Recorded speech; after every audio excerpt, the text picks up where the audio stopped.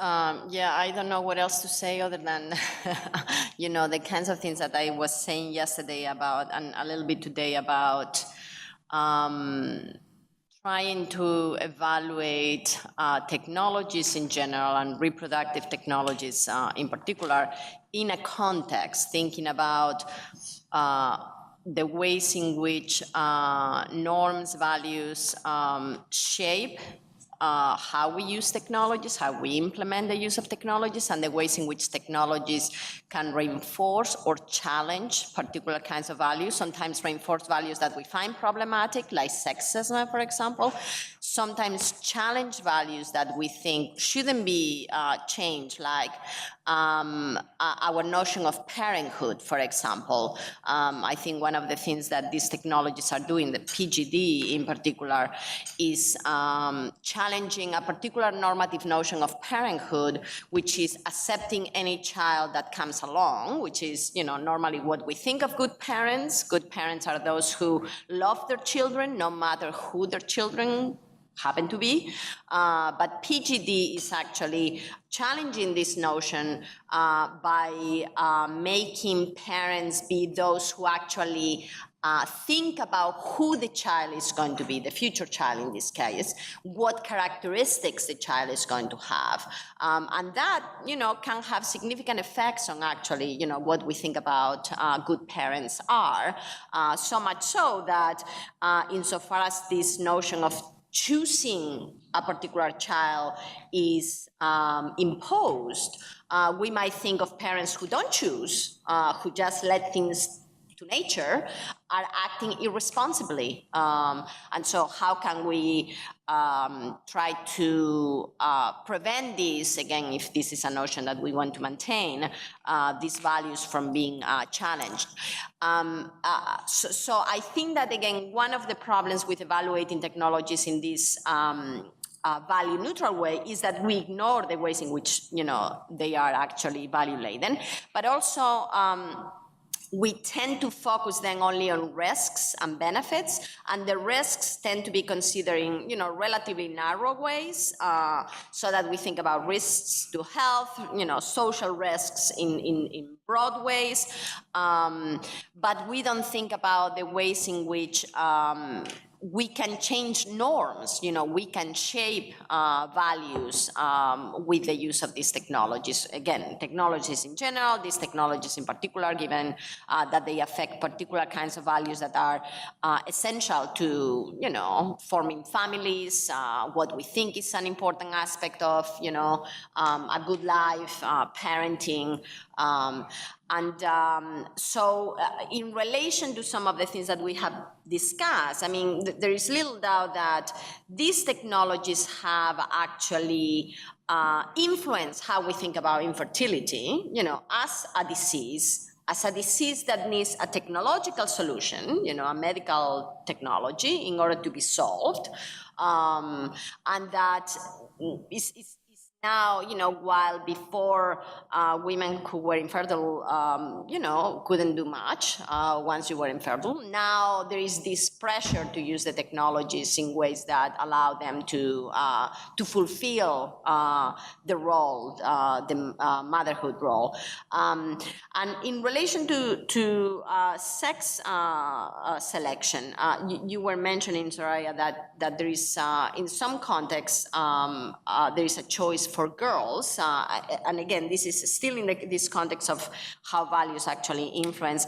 And that has been an argument, people who defend the use of sex selection, for example, like Savulescu or Harris, who have pushed, very much for these technologies.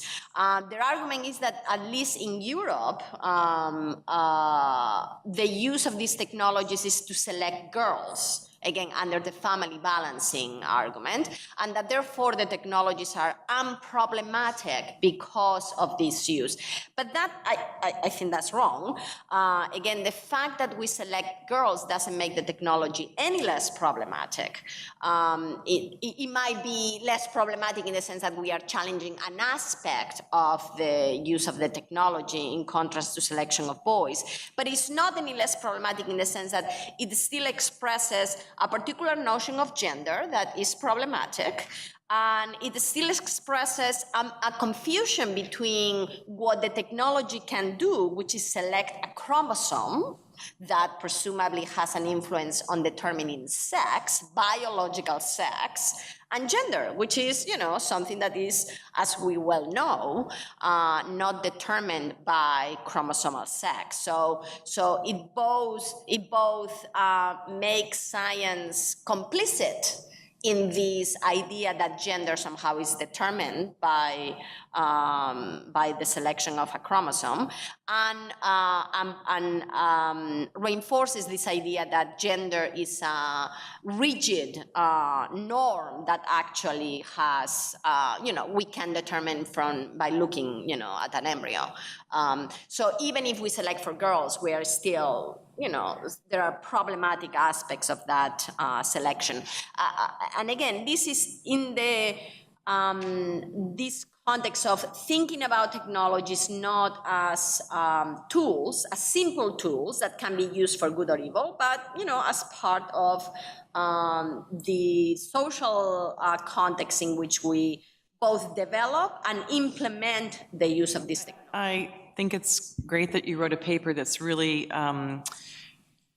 reinforcing this notion of the biogenetic relatedness issue that these technologies have really exacerbated sort of around the world. And I thought a couple of things, there are wonderful anthropological discussions of this. The sort of best one that I remember is an early article by Helena Regonet called Chasing the Blood Tie, sort of an excellent just reference about just the importance of the notion of blood. And other anthropologists, Jeanette Edwards, and there's a wealth of anthropological sort of substantiation for that, how from early on people really wanted to use these technologies to get their biological blood-related kids. So that's one thing.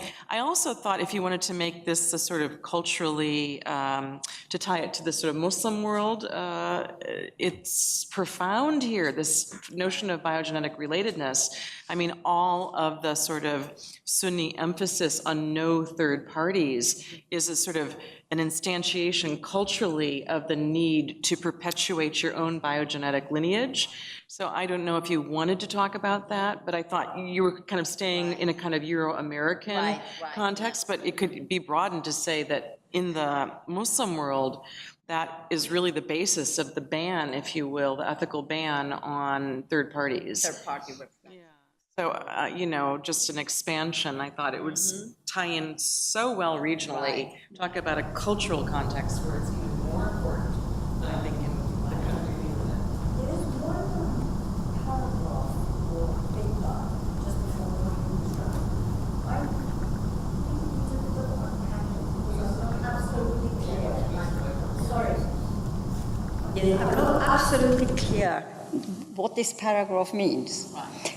When you are sort of saying that this biogenetics increase control over women's bodies, and the process of human reproduction, as well as reinforce the belief that women are fundamentally responsible for reproduction.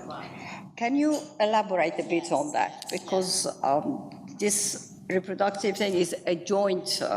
Right. So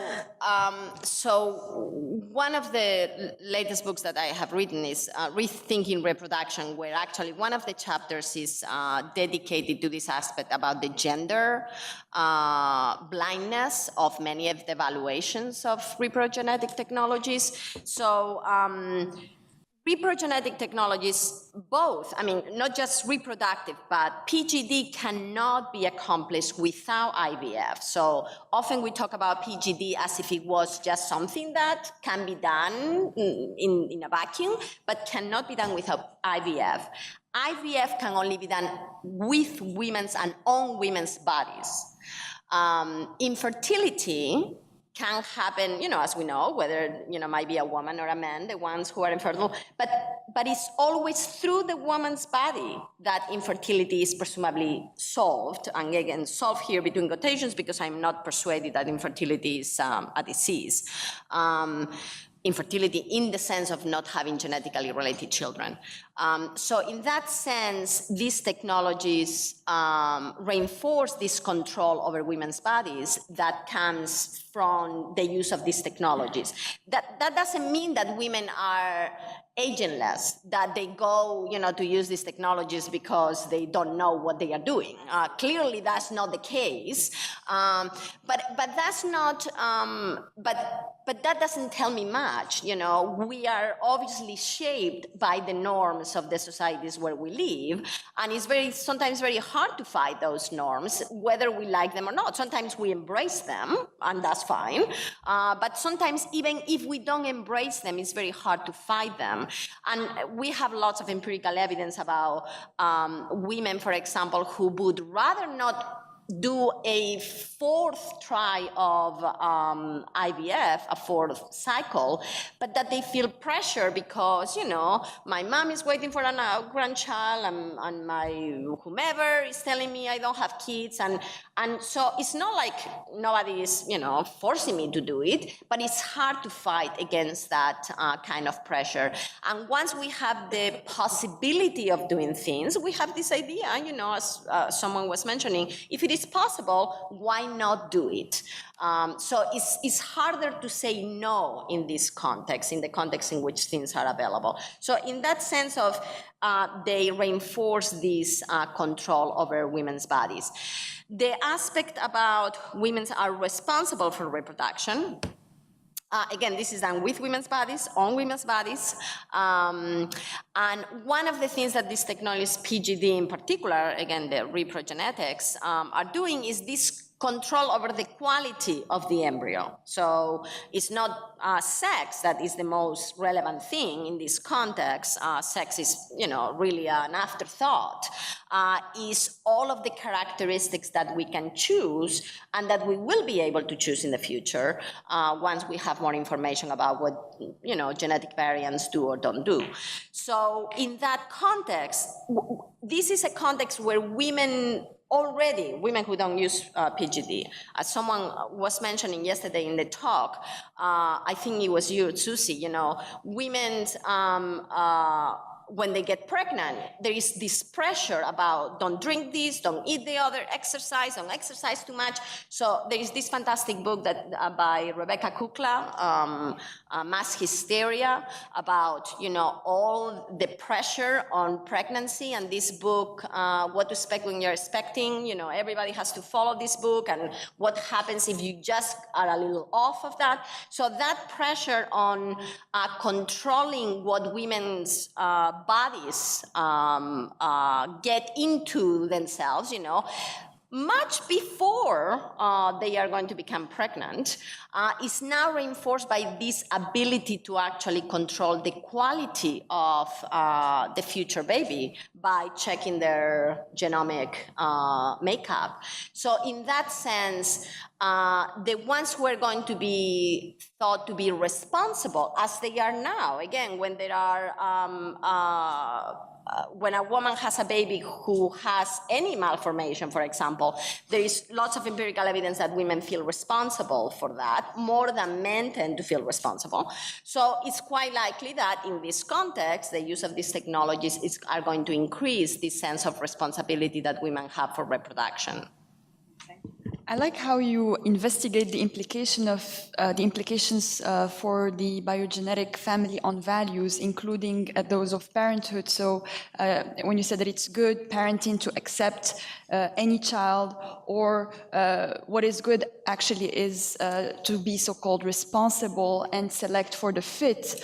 I know that you don't address directly the relation with religion, but I think there is an interesting link with Islam and the Quranic provision, if you will, of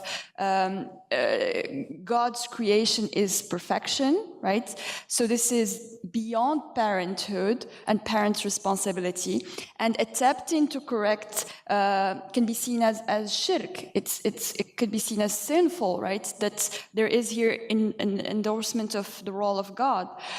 So to go back, to the point of whether any reproductive issue, right, any problem is a disability, then the answer from that sense would be no, right? That there shouldn't be any genetic modification whatsoever, because that's, again, messing with perfection. The work that I do doesn't come or doesn't explicitly assess religious content. But again, this normative notion of parenting, and there is some empirical evidence that people, there are some studies that have been done in England, for example, about what people think is a good parent. And it seems a very extended belief that accepting children, as they come, is a thing that means to be a good parent. Now, interestingly enough, there is this thing about how about diseases, diseases that are particularly terrible, Again, people always use the case of Tay-Sachs, for example, as something that it would be legitimate to select against. But it is when you get into, all of these characteristics that we can now select against, and eventually we might be able to select for, that one wonders, how is this going to change our notion of parenting? Yeah, I have a brief question. Are we forced to choose one of these choices, changing concepts and values of society, or controlling these GPT researches to maintain, controlled by bioethics to control or to maintain the creativity? Which choice we have to follow? I'm not sure I understand you. So now the title of this forum is Family Structure. Maybe we will change, as you have mentioned, we will change in some concepts. right. We go on changing the concepts or values of some societies, or just controlling the medicine researcher to maintain the creativity. Well, I don't have any problems changing the notion of family structure. I think that the notion of nuclear family is completely problematic. I think that the notion of genetically related children as the only children one can have is terribly problematic. So I don't have any problem with changing family structures. I think that these technologies actually don't change it enough. It only appears that they do. But actually, again, one of the aspects is that some of the values of the nuclear family are maintained by these technologies. One is the genetic relationship, for example. So I don't think that there is any contracts or that it's not possible to both try to change. I think that I do not believe in genetic determinism. I mean, and obviously in genetic determinism, but I mean in technological determinism. So I don't think that technologies determine a particular, either values or outcomes.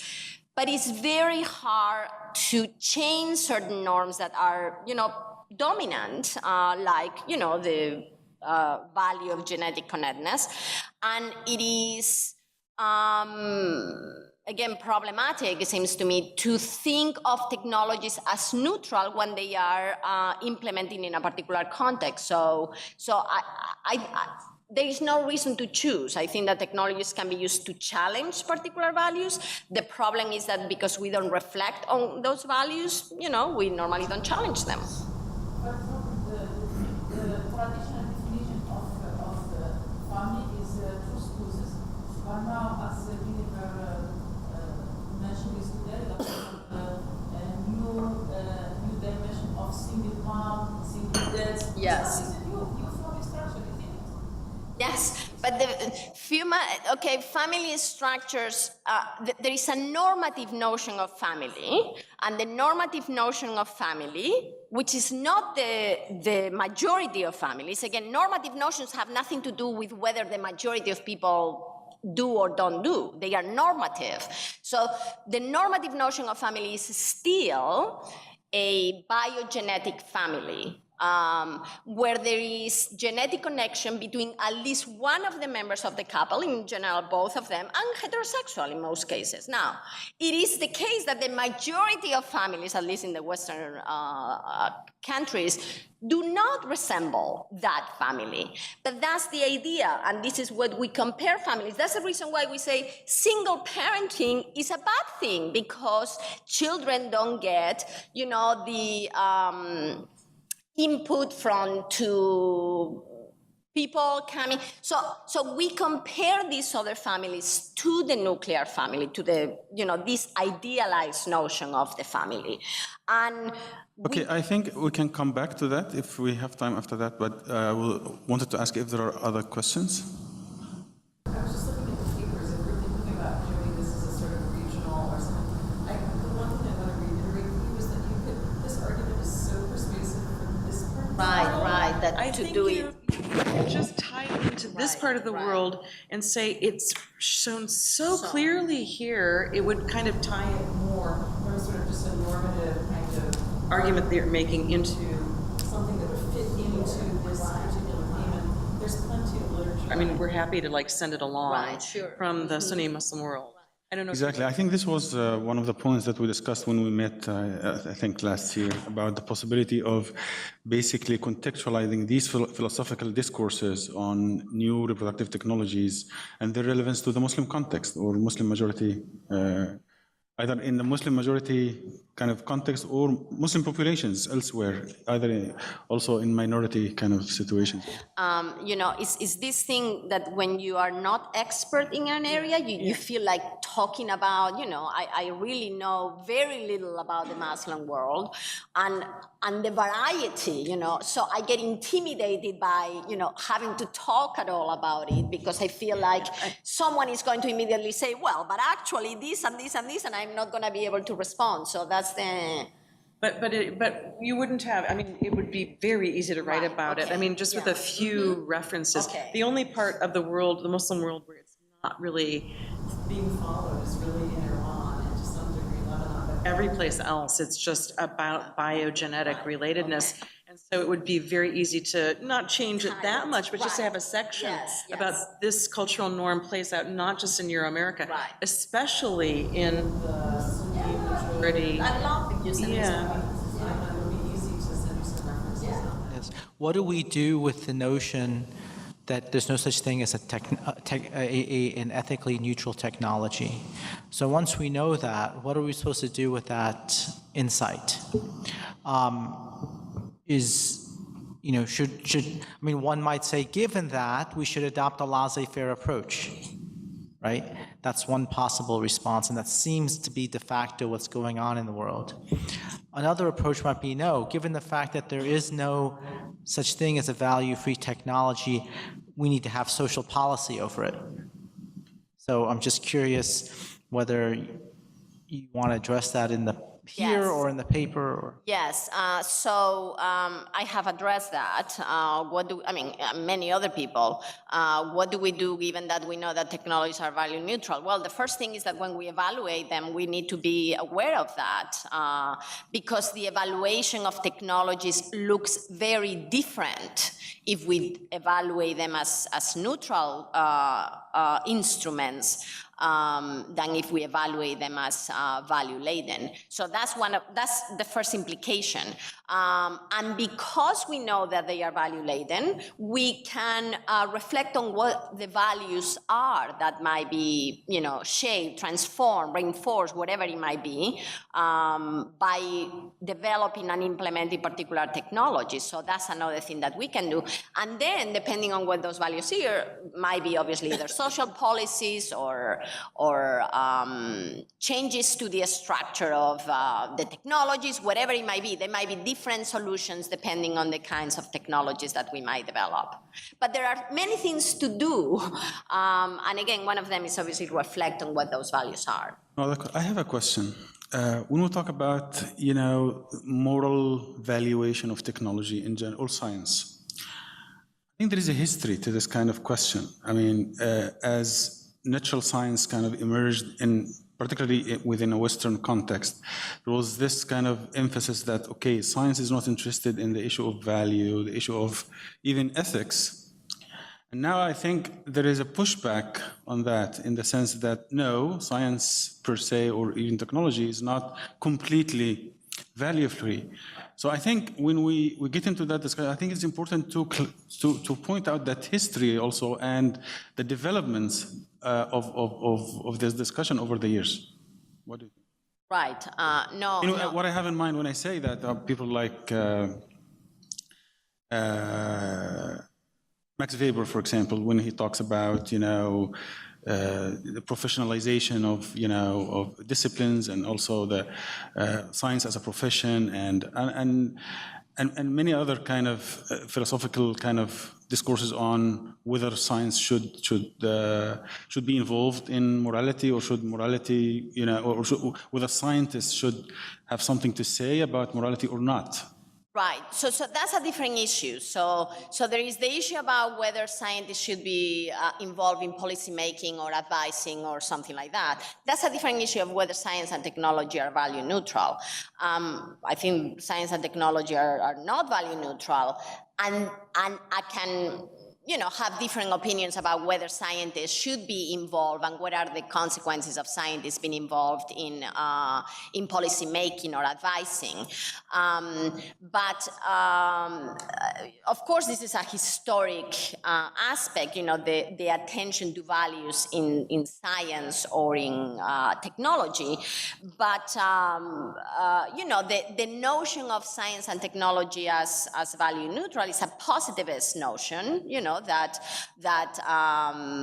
separates this context of justification from the context of discovery, and that, yes, of course, there are all the values here about science, how we think about it and what questions and how we fund it, but when you really need to do the justification of our scientific theories, that's just value neutral.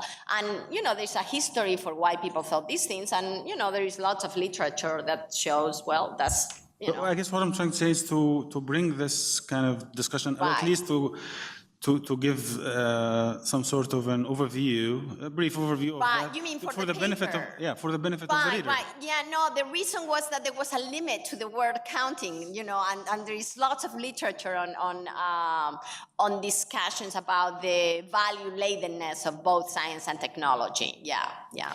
The position of Iran as a Shia country, where 90% of the population is a 12er Shia, is very unique. Iran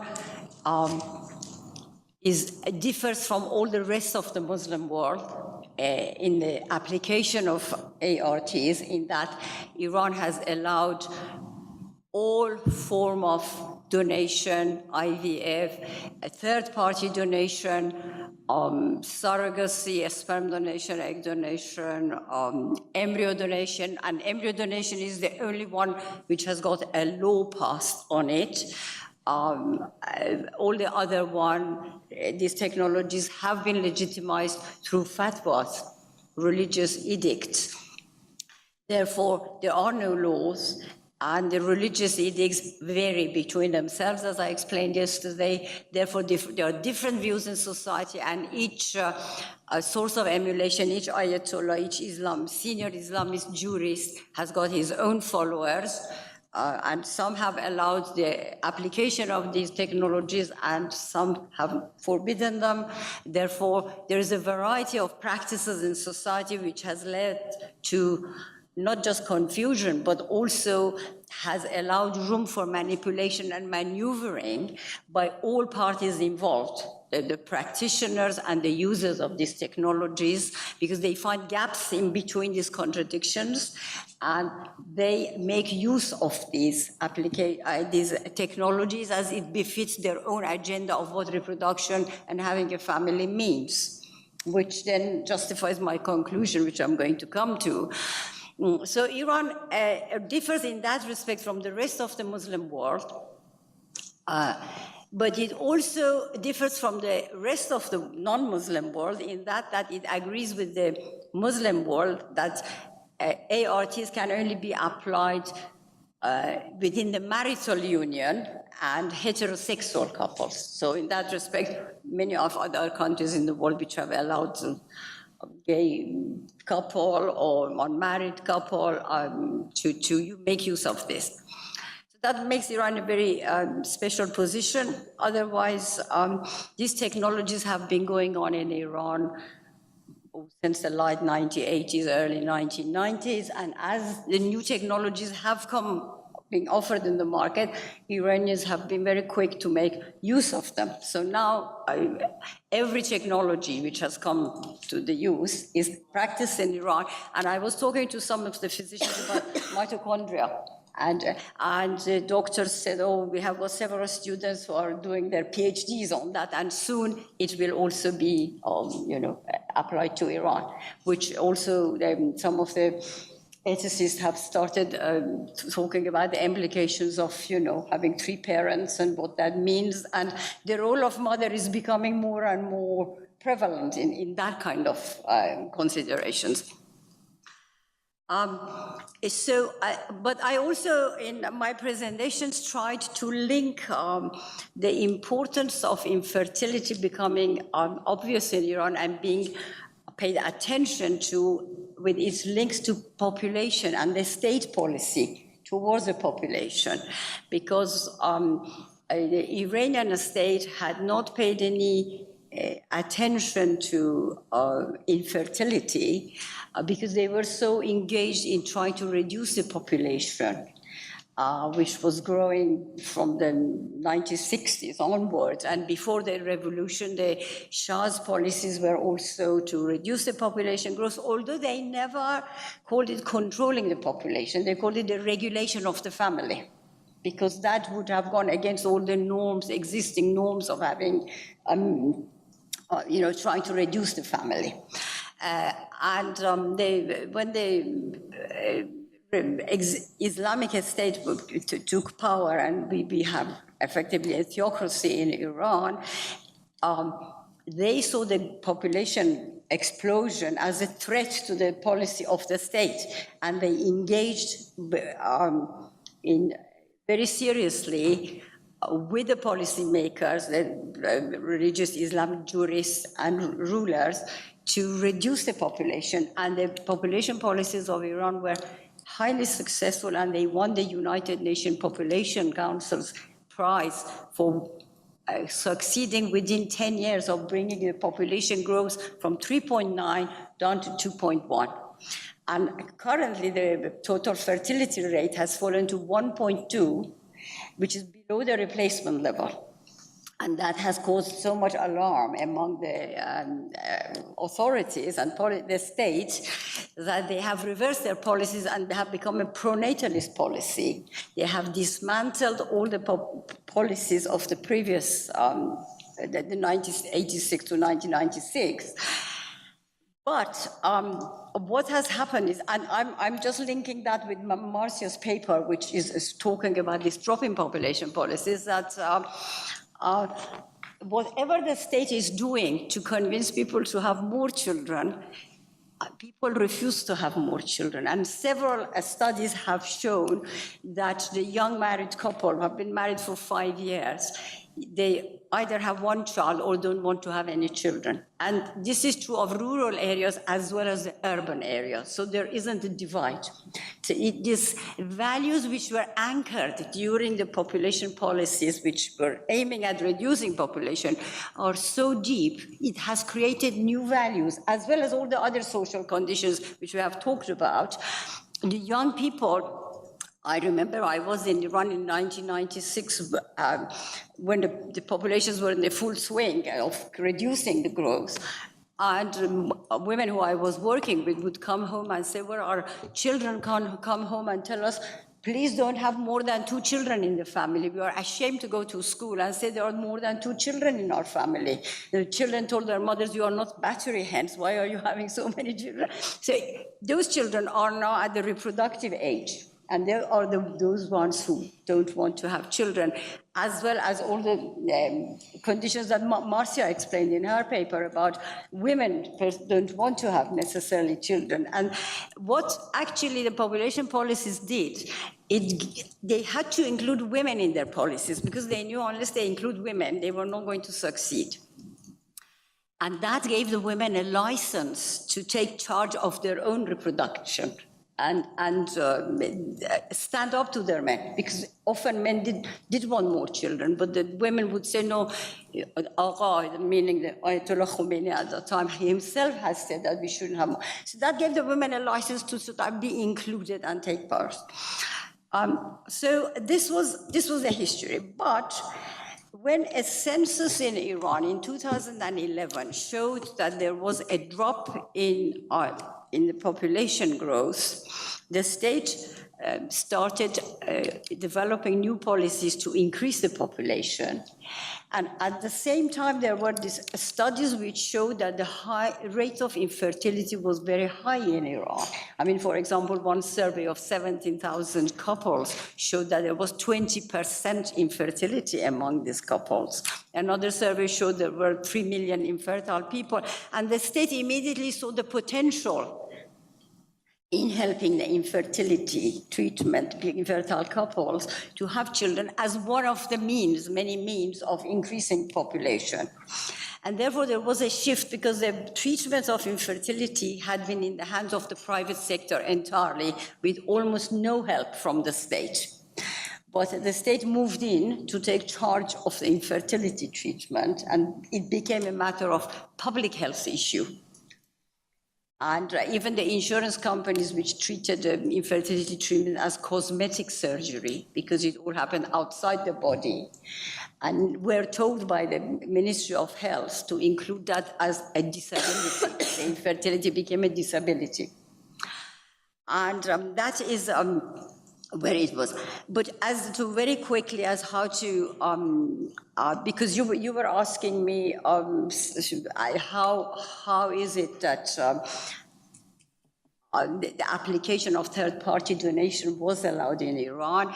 It was with the engagement of the leading pioneer medical practitioners with the senior Islamist jurists and ethicists and other social scientists and lawyers that they consulted, and senior Islamic jurists came up with their own verdicts of whether this third-party donation could be applied or could not be applied. And they were divided in their opinions, but with, as we know in the Shia Islam, the views of different marja' taqlid, sources of emulation, the Islamic jurists, are equally valid. If one of them contradicts the other one, it doesn't mean that, this is not valid. Even sometimes the senior jurists disagree with the supreme religious leader, Ayatollah Khamenei, but their views are equally valid. So the views were divided, but so therefore the infertile couple were free to choose to follow the views of the sources of emulation that suited their idea. I mean, some of them agreed and gave up, didn't follow the infertility treatment because their source of emulation had told them not to. Others did follow. Some were not even aware that they should follow the sources of emulation. They just felt that because this is a medical practice and the doctors are practicing it, they just went to the clinics and made use of that. But what did happen was in all this justification through interpretation and fatwas, I came across was the importance of lineage. However, these medical technologies were practiced, they should not disrupt the lineage. And that was justified. There's no time for me to go into that. I've written extensively about how these solutions were found for the infertile couple to have use of third-party donation without affecting their lineage. And along with that, therefore, the first port of call for the infertile couple was to make use of their siblings or other close relatives for donation of third-party gametes. So this was very much practiced at a very large scale to begin with. But as time has gone by and a lot of moral, ethical, financial problems have come up, through the sibling donation, the practitioners have tried to resort to anonymous donation, and almost some of the more leading clinics have banned, actually. They choose, they match the donor. And gradually, they have moved towards anonymous donation. And in tandem with the state moving in to take charge of infertility treatment, a bill has been sent. I mean, several aspects of these practices are being questioned again. And the state is trying to legitimize this through laws, passing laws. And one of the laws which has gone to the parliament is that of whether a third-party donation should be anonymous. And this is currently being debated in the Iranian parliament, which is very likely to become a law. Now, if donation becomes anonymous, it means that relatives, donors are not going to be known whether they are relatives or they are not relatives. And this has opened up another possibility for the infertile users to use the secrecy of the clinic and the anonymity of the donor to resort to third-party donation to conceive, but will not disclose it as saying that they had used third-party donation. They claim that it is their own child and their own lineage, and nobody is to know. So my argument is, while lineage has been such a sacrosanct aspect of one's life, the sanctity of blood relatedness, that has caused a duality, a rift within the individuals and their beliefs in lineage, that outwardly they are reinforcing their idea and their belief that my lineage is going to continue and showing to the world that, but inwardly, belief in lineage is becoming a myth, the useful myth to enact, to the outside world, but inwardly that is disrupted, the sanctity of lineage. This is my argument, how these technologies are affecting the deeply seated values of the infertile people. I have two questions. So just firstly on the final point that you make, if there is this secrecy, this cloak of secrecy, what happens in 20 years' time when all of these children want to marry? So is the question of affinity one that comes up? So will there be an expectation of genetic tests, for example, to determine whether or not they're too closely related biologically to marry? Because all of a sudden we don't know who these people are in terms of their biological makeup. So that was the immediate question that came to me. I had another question. This goes back to when there was this attempt to limit the birth rate, were Islamic justifications used for that? Mm-hmm. And I think you suggested that there were. Did the then attempt to up the birth rate again contradict those original justifications? And how did that discourse play out? I'll answer your second question first. It was with the full cooperation and active participation of the senior Islamic jurists and leaders, political leaders, as well that the population policies were implemented. Without their help, it would not have happened. People have written extensively about that, and there was a massive amount of money poured into study, for example, the medieval religious texts, like Al-Ghazali and all these people, to say that Islam has never said you have to have too many children. Islam has said that you have to consider the health of the mother, the health of the child. There was a political strand to their argument that if you have too many children, you become a poor and dependent country. There were various strands, and that was preached in the mosques, in the schools, in the factories, everywhere. And interestingly, now that there is a pronatalist policy, they are using the same argument. They are sort of saying, if you are a small country with small population, you are vulnerable towards the foreign forces and you will become dependent on the So the same argument which was used for reducing the population is now being used for increasing the population. So that was a huge participation by the religious authorities in reducing the population. And your other question was about the identity of who these people. Well, the donation, when it becomes anonymous, you cannot find who the donor has been. Well, if the child doesn't know that he is a result of the gamete donation, which the parents don't disclose on the whole, I mean, I haven't come across, have you, of the people who have disclosed that to their children, that they are not theirs. I don't think the question of testing and DNA and tracing back your ancestors even arises. And then the premarital testings are about thalassemia and this kind of things. They are not sort of doing that kind of tracing the identity. Iran is just so interesting. And Lebanon followed Iran. I mean, I think it needs to be said too that yes, I should have said. Yeah, it should probably be said that Lebanon took the lead from Iran and sort of followed along. But I still think Iran does more things than Lebanon does, including, yeah. But the thing that is interesting in addition to in your paper is that what you're describing is happening in Iran is counter to the global movement toward more openness in donation, in adoption.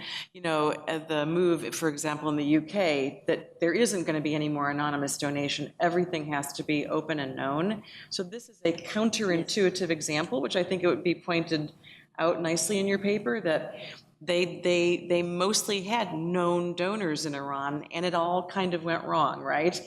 And these IVF clinics kind of became like family courts for these disputes that started occurring in the family. It's very interesting. I mean, I think you could make even more of that discussion and say that here we've got an example of where known donation, intrafamilial donation was the norm because of the importance of lineage, but it led to many different family disputes. Yeah. And therefore, now there's a movement against the global norm to go toward only anonymous donation. So I think that it just could be made a little stronger, Yes. that argument. Yeah. And then the second question I had is an empirical one. Where are they going to start developing a huge anonymous donor pool from? I mean, there always have been anonymous donors in Iran, is my understanding, right? There are lots of donors who go to these clinics. And they'll do it for money? They do it. I think you could say more about, like, how are they going to recruit the thousands of anonymous donors? Online and type donation, you will find a lot of men are advertising. So yes, so the clinic, the major clinics in Iran, and as you have seen from the Avicenna Research Center, they make films. They want to make infertility seen as a disability, not a sort of divine damnation. That this is your doomed and there is a major campaign to actually make the fertility known to people. And donation is supposed to be a gift, not be paid, but all of the expenses, including paying the donors, are justified in form of expenses. For example, you have travel, you have got hotel expenses. So actually money does exchange place, except for among the very close relatives. But that is gradually. I must add, because the government is now opening public clinics, which are going to be almost free of charge, not completely, and the insurance will cover some of that. It is unlikely that all the clinics will ban the sibling donation because no fatwa or law has said siblings come to the picture. So it will be some time before anonymity is going to be completely enforced. Even if it passes the law, it's not going to be easy to enforce in the very near future. But it will be practiced at a very large scale. And at that point, I think, yes, money does exchange place, and they are donors. I mean, I have seen it myself in the clinics, people who come and want to be donors, and the clinics have started matching them, Just to explain it, you could put a little bit more of that into the paper, just to say that there is already a large anonymous donor population, and even though it's supposed to be gifted, that there is exchange of money and expenses paid, because otherwise, because it almost overemphasized that it was all being done within families, but that's not really the case in Iran, that there already is anonymous donation, but that this movement may be toward enforcing anonymous donation. I have actually written a few papers on the anonymity issue in gamete donation. So the overwhelming majority of donations of gamete donation in the world is done anonymously.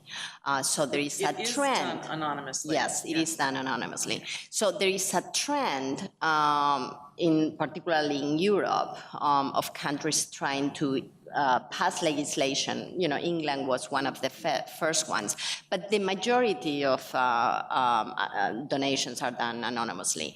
There is a difference between known donations, identifiable donations, and anonymous donations. So Iran might have been an outlier in the known donations, but not in the identifiable. So England has identifiable by law, but not known. I see. So, can you just define known donors is family members. Family you know members. the donor when they are donating to you. You know who the person is. Identifiable as somebody, not Who your you family, but you could identify. And legislation in different countries is different, but normally the legislation allows people to have access to the identity of the donor after a particular age, 16, 18, depending on the countries. So those are identifiable. Whether those donors are going to be identified depends first on whether parents are going to be telling their children that they are donor conceived. So, and this is the issue about secrecy. Anonymity does not require secrecy. People who have used anonymous donation can tell their children, for example, in the United States, our clinic is an anonymous clinic, but parents have lots of information. We actually did an empirical study about, what kind of information parents give their children. So it's anonymous, they don't have the identity of the donor, but they have lots of information about the donor. And of course, genetic information is one of the aspects of that. But they have hobbies, they have lots of things that they can give their children if they choose to tell their children that they have been conceived by a gamete donor. The empirical evidence shows that there are no differences in disclosure between countries that have anonymity and countries that have identifiable donors.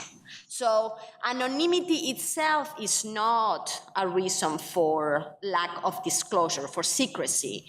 Countries like England, again, where there is identifiable, or Norway that had it even before England, still the rate of disclosure to children is very low. So those are important differences in the issue of secrecy, because there is this confusion between secrecy and anonymity. You're very right, absolutely, extremely good point. Now, anonymity has not been practiced on a large scale in Iran, and no law. We have got to see what, if a law is passed, what the implications are, and how enforceable it's going to be. So that I don't know, but I do know from what I know that the parents who resort to secretly receiving gamete do not disclose it to their child. Either. But that could happen even if they were known and even if they were identifiable. But those clinics, which I know are practicing, they are choosing the donors. They bury them so deep, it's not identifiable. Right. No, that's, again, Spain has anonymous donation by policy. It is illegal to. So parents cannot get access to the identifiable information. It's simply illegal. So clinics, whether they have it or not, they are not giving it to anybody. So that's what anonymous obviously means. But there is this issue about, again, whether having policies about identifiable, the possibility of identifying, makes disclosure more likely, and the evidence doesn't show that that's the case. No country in the world that has anonymity, that has gamete donation, requires for parents to disclose this information. The only way to do that would be either you require for clinics to put that on the birth. Yeah, but in Iran, we are in the hand of the Ayatollahs. Yeah, so they might do that. Because any bill which is approved by the parliament then goes into the Guardian Council, Right. where there are 12 jurists, Right. 6 of whom are conservative, Right. religious, Islamic jurists. Right. And they have got to approve it before it becomes law. Right. So look, there are so many hurdles to jump over. Right. We don't know what the outcome Yeah, is the going outcome to be is in gonna Iran. be, yeah. I'm talking about the ongoing practice. And I want to apologize to Marcia about Lebanon. I didn't mention Lebanon. I think they don't do sperm donation in Lebanon. They do, they limited, they do. Yes, of course, Lebanon, the Shia in Lebanon obviously do practice the third-party donation. Yeah. But, And people are slipping over to Lebanon to do these things, yeah. and I saw the Lebanese and Iranian clinics. They come Yes. from Lebanon too. Okay, Susie? I just want to, I really enjoyed your paper. So there was one thing just building on what Martin was saying. I found it so interesting when it was the clinic. So it was institutional sort of policy saying we're not doing this anymore. I wanted to know a little bit more about that. Just hearing a little bit more about, you've given some information about what sort of things were happening, but I was wondering whether it was a kind of practical issue. Is it because the clinics are thinking this is a headache and we don't, it's just too much? Or is it because they're seeing social problems and therefore wanted to prevent it in that way? Or was it because the time management and they just were having... All of that, all of that. I mean, it is mainly practical, and as Marcia said, basically the infertility clinic becomes a platform for contesting kinship, if you like. Yes. You know, people are just there. And I did give you one example, I think, yesterday about this couple, but on daily basis, the clinics are encountering this kind of things, or it could be about payment, you know, people, you didn't pay me enough. And then that's informing what's happening at the state level. Is that... The leading pioneers, the way all of these technologies have been approved is that the leading practitioners, medical practitioners, engage with the senior jurists, they organize conferences, and they debate it, then they make it public, and it leads to fatwas by various ayatollahs. And some of them say don't do it, obviously, you know, they are against all this, but then everybody can go by the fatwas of those who say you can do it. So there is a lot of room for choice. I wonder to which point the admissibility of third-party gamete donation by Iranian Shia jurists is not also a question of identity, a way to profile themselves vis-à-vis their Sunni counterparts. I don't doubt that there is doctrinal consistency in this. I mean that their admission of third-party gamete donation is, I mean, I don't question that their arguments are well grounded, etc. But I wonder whether there is also in this admission or in this decision to admit a practice that is forbidden by their Sunni counterparts, is there an issue of identity, a way of distinguishing themselves from their, or of saying we are better, we are more? Well, it's a very interesting question because, as I say, when the law of embryo donation was passed as a law, all the main senior clinicians came and said the law says only Muslims can donate embryo to Muslims. But it doesn't say whether the Sunni can give to Shia or not. We have got to go to such and such. Early Muslims, you said? Early Muslims? Sorry? Or only Muslims? Oh, they said only Muslims. Oh, yes, I mean, it doesn't, only Muslims. But I have had several non-Iranian Sunni Muslims who have approached me saying, you know, we would like to go to Iran and, you know, try the IVF. And then I've written to my contacts in Iran, to the doctors, sort of saying, can these people come and see you?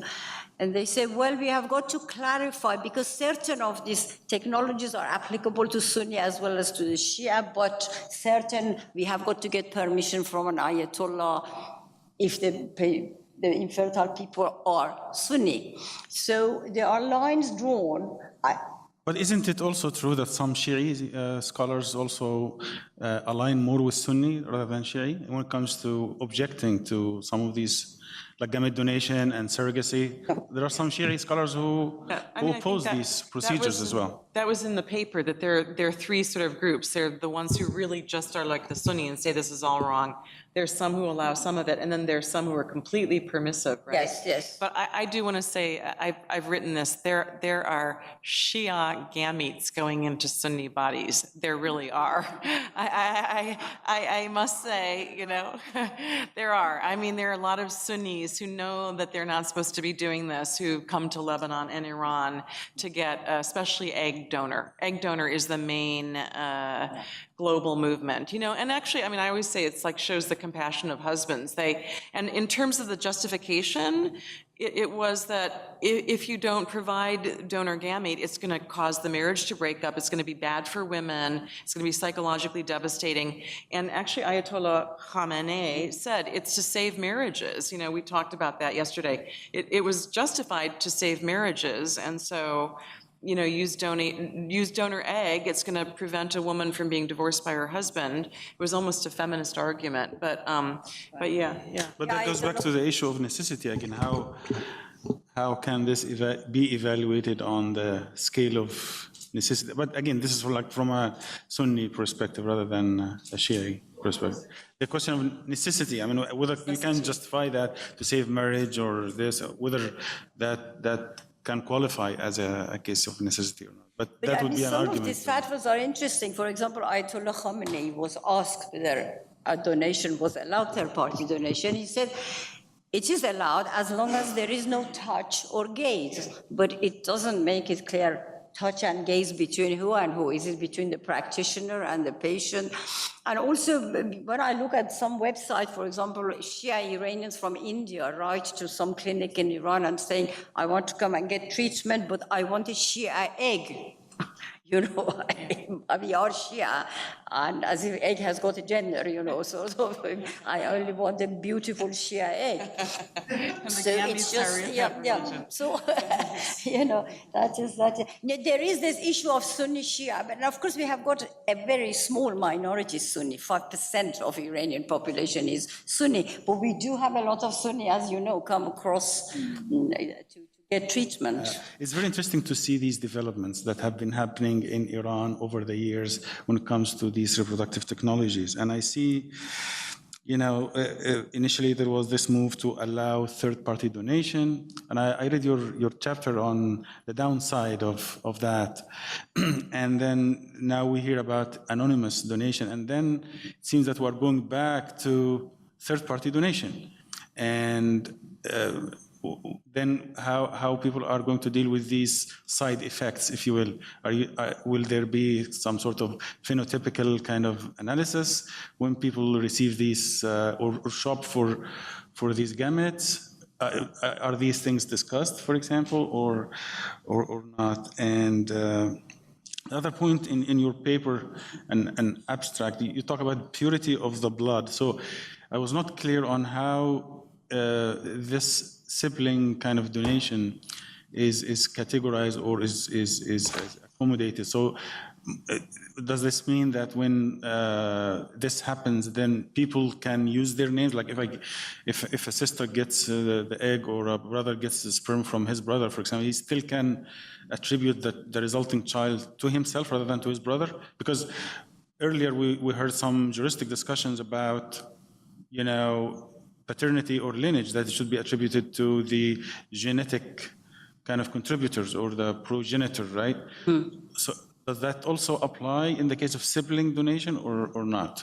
Well, in the case of sibling donation, I mean, a donation, I've seen women sitting in a clinic who don't know each other. I mean, one is a donor, the other one has come for fertility, and they talk to each other, and suddenly one woman turns to the doctor and says, please, doctor, I've got too many eggs. This poor woman hasn't got any. I'm happy to give some of my eggs to this woman. I mean, emotions come into it.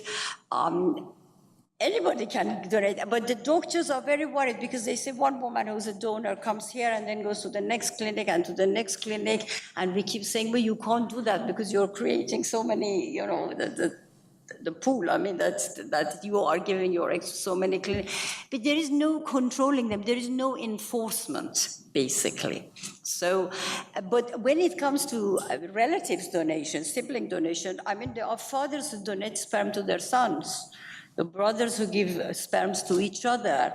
And this is seen as a good thing. This is good, not from charity point of view, a good thing, but because you're keeping it all in the family, you're continuing the blood lineage. Therefore, it has got to be good, better than disrupting the lineage and getting a gamete from somebody who you don't know who it is, although all the medical tests may be done. But in terms of attribution, the resulting child is attributed to the donor or to the intending kind of parent or the recipient? What applies to the donor? The lineage, the attribution of the child. Is attributed to who? Well, that is interesting because the child, the way the fatwas are given, the child belongs to his biological parent. The donor. The donor. Even within the sibling. donor, but take the name from the social, the adoptive parents. However, and one of the fatwas, it says that there is, donation is based on consent. In other words, the donor, the biological parent, transfer all his rights, including the biological ownership of the child, to the receiver, to the adoptive parent. So it's based on consent. This is among those fatwas which are in favor of donation. Okay. The final point about this biogenetic connection we've been talking about. So do you see a move away from this with this anonymous donation, that somehow we are moving away from this biogenetic? Well, it will have to be, if it can be enforced, then, you know, the clinics of, you can't bring your sister or your brother unless if the sister comes as an anonymous person, I mean, a donor who's not related. But I think that's less likely for this to happen. I apologize too, because the paper you have was submitted on your deadline, and of course it's changed a lot since then. So I guess I want to say a few things. First is, if we were to have this conversation next year or in 2 more years, probably all the things we're talking about will have gone away and we'll have new problems. You said this morning something in the van over that I hear all the time, that the law isn't keeping up with these technologies, and I would also say that the ethics isn't keeping up with the technologies either. More importantly, probably the ethics isn't keeping up. I make the point early on in the paper about the book that my sparring partner at Stanford, Hank Greeley's written, The End of Sex. Imagining in 50 years that all babies will be, of course, made in the laboratory, because why would you want to leave anything to chance? If you've seen the movie Gattaca, you know, why would you want to have a low-tech, old-fashioned baby when you can have a high-tech baby? You know, synthetic eggs and synthetic sperm are being made right now at the mice level. We're already looking at uterine transplants, and that will probably be the stepping stone to artificial wombs. I said yesterday that we now have babies without having sex, and pretty soon we might be able to make babies without even needing human beings, because it will be, you know, a technological child that's been created. You know, if we look at CRISPR technology right now, all of this starts with helping somebody, right? You know, Louise Brown was helping Mr. and Mrs. Brown have a baby. CRISPR technology is being touted as helping people have a mitochondrial genetic disease-free baby, you know, but of course the concerns are the ethics of CRISPR technology. I was at the Beings Conference a few years ago in Atlanta, Georgia, and Margaret Atwood was one of the speakers, Margaret Atwood of the famous Handmaid's Tale. and she was sparring with Steven Pinker. And Pinker's ethical slide that came up on the big screen, his ethical mandate was get out of the way. Let science do what science does. And Margaret Atwood, only as Atwood could do, with her purse hanging on her shoulder at the podium, I thought that was pretty cute, said, well, I guess we just need some young Hollywood people to write a script of the disaster that's coming our way, which, of course, I resonate a lot with. Margaret Atwood. I spoke yesterday about the data, and then, that I've tracked the data in the US as far as IVF cycles and success is measured in live birth.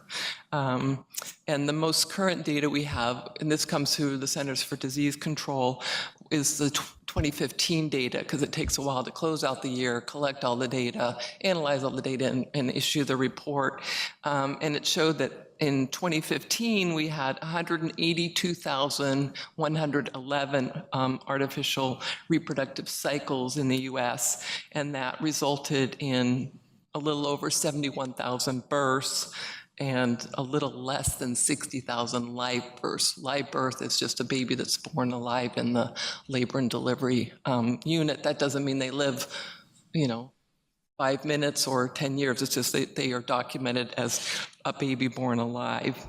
I lamented yesterday the fact that we don't track, we don't monitor, we don't watch egg donors over the history of their life once they become an egg donor.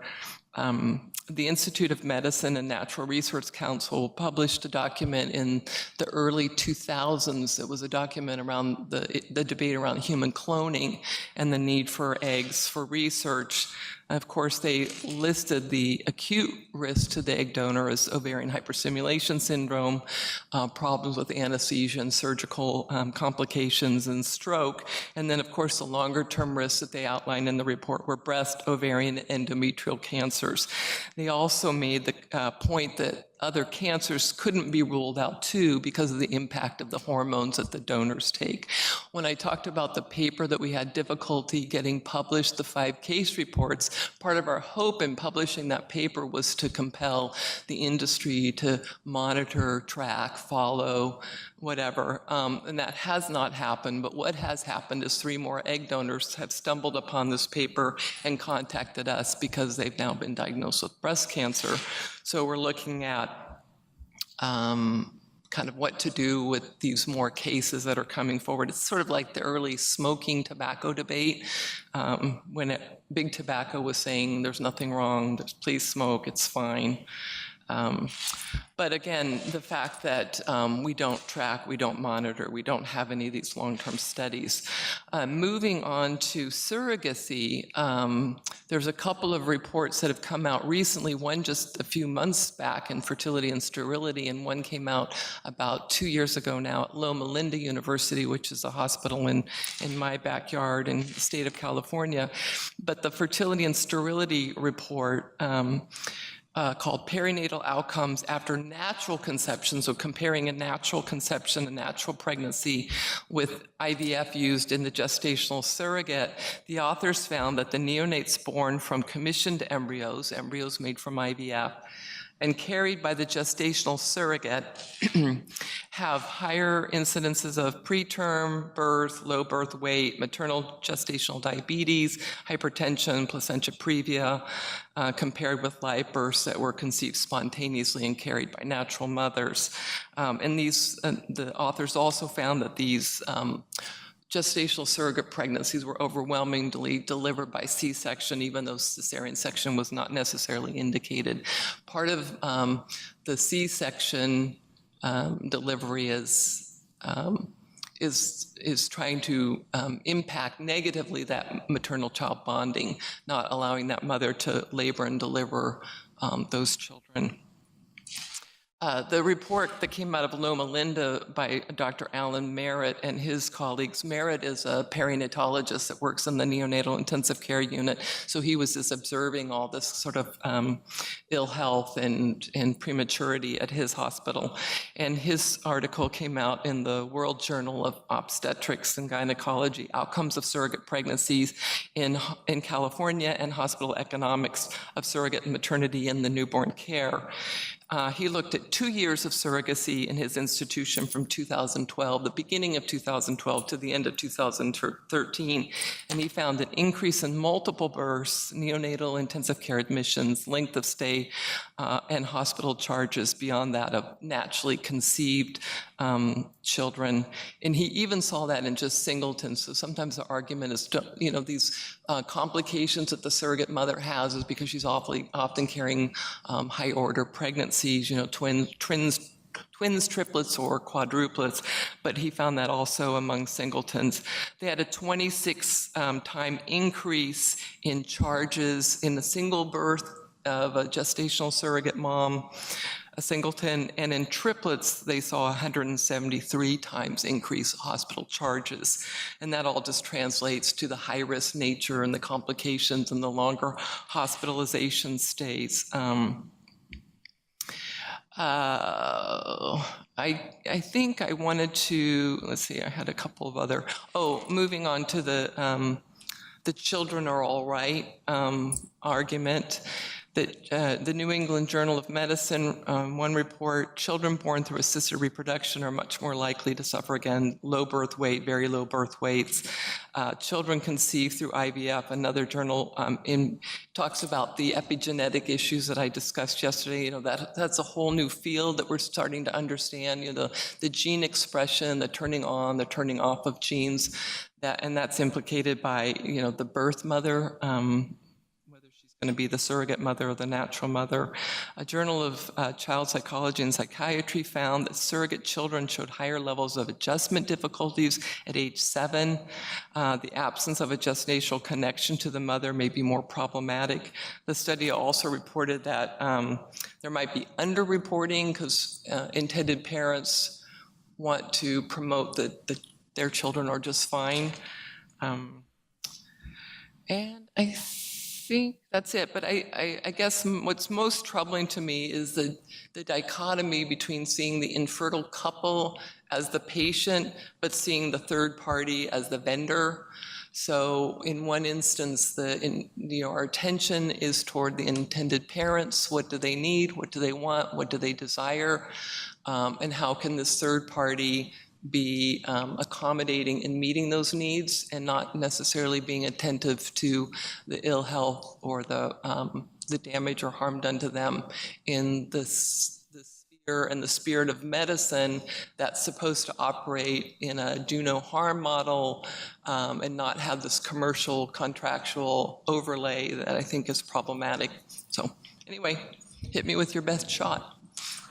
So I have been working on, you know, issues of reprogenetic technology for many, many decades. So it's always tricky to use these kind of arguments to reject these technologies or to object to certain uses of the technologies. And again, I'm not particularly sympathetic to many of the ways in which these technologies are being implemented. So it's not that they can be accused of being sympathetic to the needs of the couples who use this technology. So that argument doesn't work for all of the objections against repro technologies. But it is tricky to use these arguments because one thing is to say we don't have enough data about X, which might be true, at least about certain aspects of reprogenetic technology, we don't have enough data. But that only calls for more data. It doesn't call for, you know, a questioning of the technologies. If we say these technologies involve risks, that means we do have the data about those risks, And then people can choose to take those risks, which is what many people would say when you tell women who use reprogenetic technologies that you have an increased risks of multiple births. Well, and they can choose to take those risks. We assume they are appropriately informed insofar as there is evidence for this.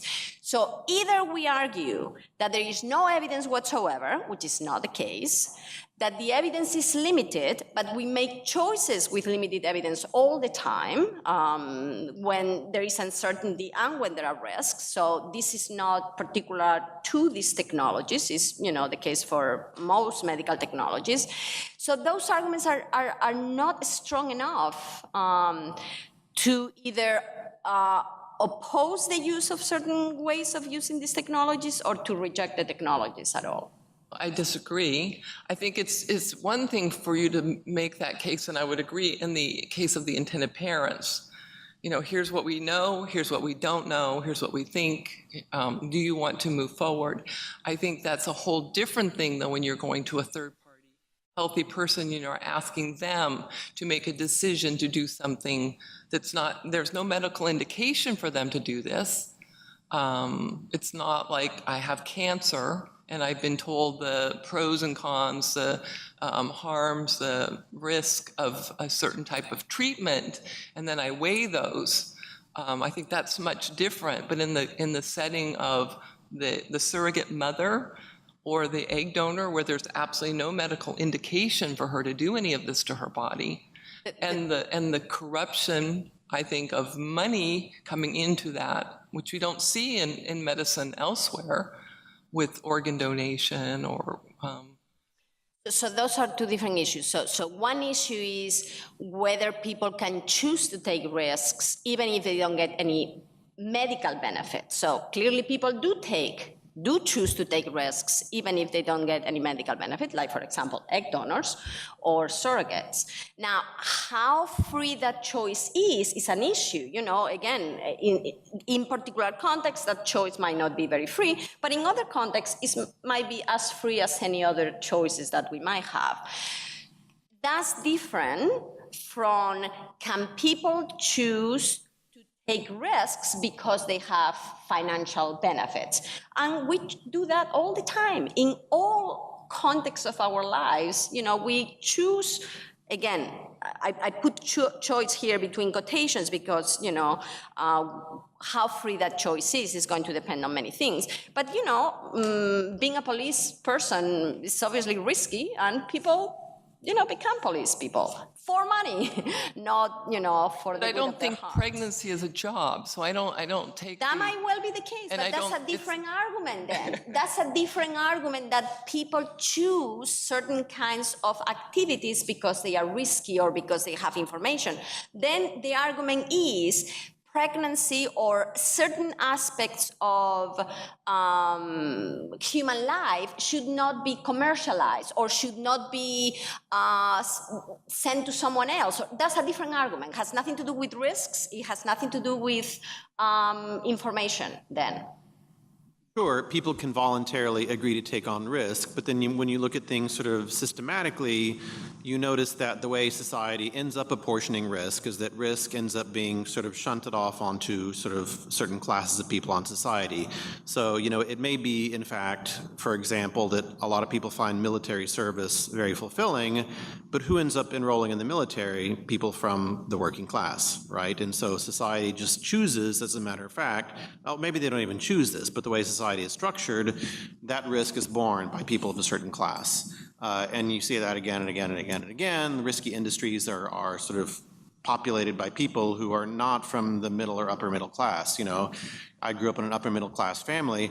I don't have friends who, work on fishing boats or who enrolled in the military or who, went to be police officers or, signed up to be surrogates or things like that. And so when you look at it not in terms of individual choice, but you look at the sort of whether there's an institutional injustice being perpetrated, maybe the concern then becomes, is this just another sort of piece of the puzzle of wealthy people sort of offloading risk onto people who are vulnerable to taking on risk just because of the way society is set up such that they are faced with these kinds of choices. So maybe this is sort of a sympathetic way of looking at that. I have very deep concerns about the kinds of genetic engineering that Jennifer is talking about, but I assume that these are maybe more widely shared. So Yeah, that's my no, devil's advocate. I agree. But again, that's an issue about distribution of risks that affects all kinds of activities, not just these activities. And that is obviously a criticism that we should have of all of these activities, but it's not particular to reprogenetic technologies. So, but yes, no, of course I agree that. But when I think of medicine, I mean, I think this is a new deviation in medicine. It's different than I just want to grow up and be a police officer, and I know that that's a risky job, or I want to, wash windows on high-rise buildings or something like that.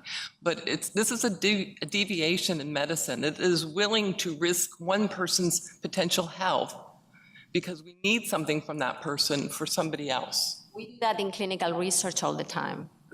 We do that in clinical research all the time.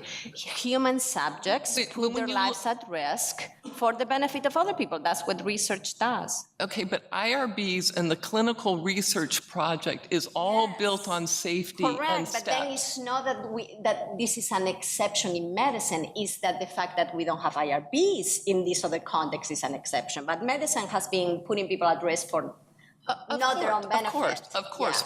Yeah. Oh, all right. Yeah, I agree, but I don't think that that's ethical, and I think that's problematic. That might and work I think when you look at how an IRB or how a new drug comes to market or how a new procedure is done, it starts out with heavy, rigorous steps, and those steps are all about safety. And is it safe to move to the next stage in the clinical trial? Is it safe to move from animal testing to human testing? Which is our concern with CRISPR. I mean, it's all at the animal trial now, and everything around it is it safe? Is it safe? Is it safe? But reprogenetic technologies... And we don't have any of that luxury for the egg donor.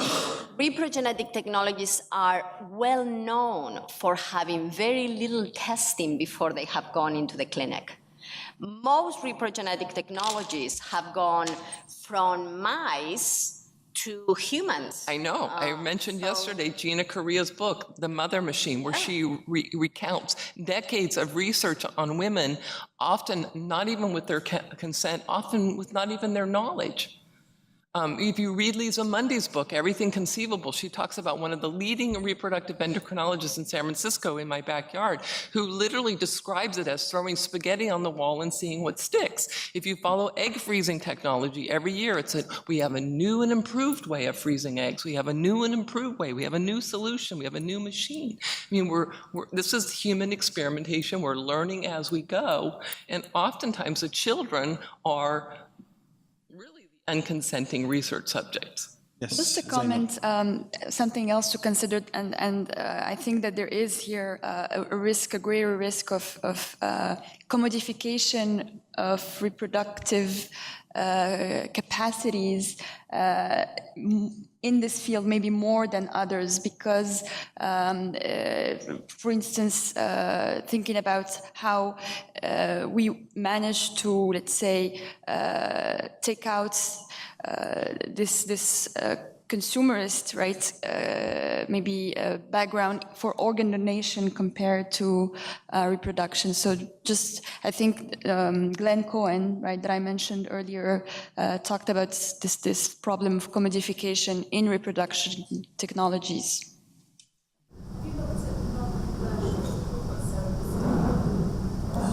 Have I looked at it? I mean, I've met non-commercial surrogates.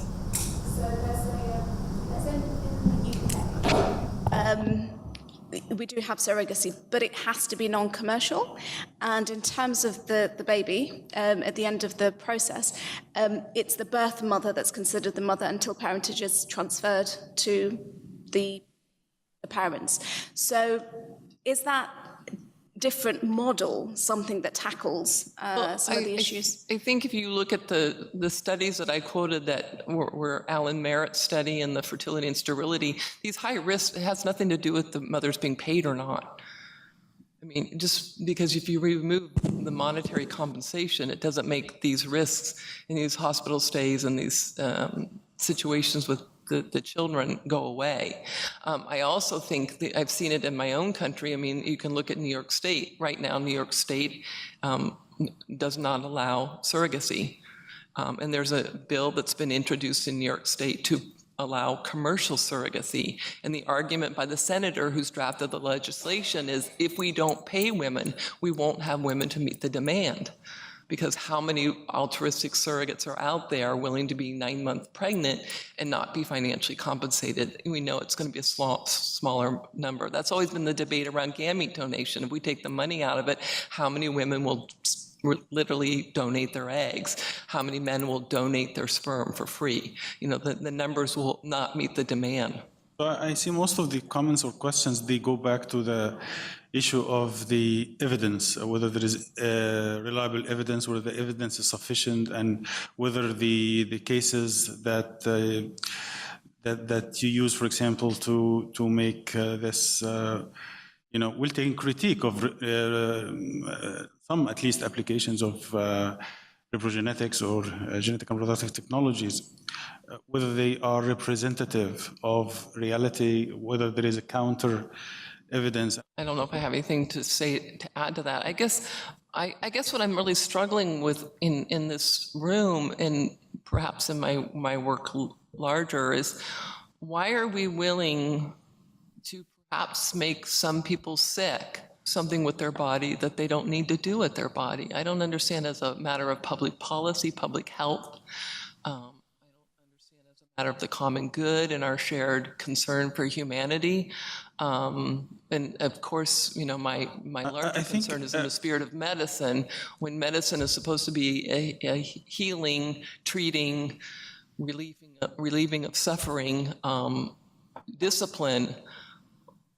I think this is a very good question, but people who serve on IRBs all the time, they struggle with the two competing considerations. On the one hand, they care about safety and confidentiality of research subjects. On the other hand, they don't want also to prevent, you know, science from, you know, progressing and from because there is this at least assumption that science is meant to kind of provide solutions to society, to humanity. So there's always these competing considerations to protect people, but also not to hinder science. And there are no easy kind of answers to these issues, I guess. And I'm afraid we will have to leave it at that, because as you said, I don't think we are aiming here for a consensus, because there is no consensus on these issues.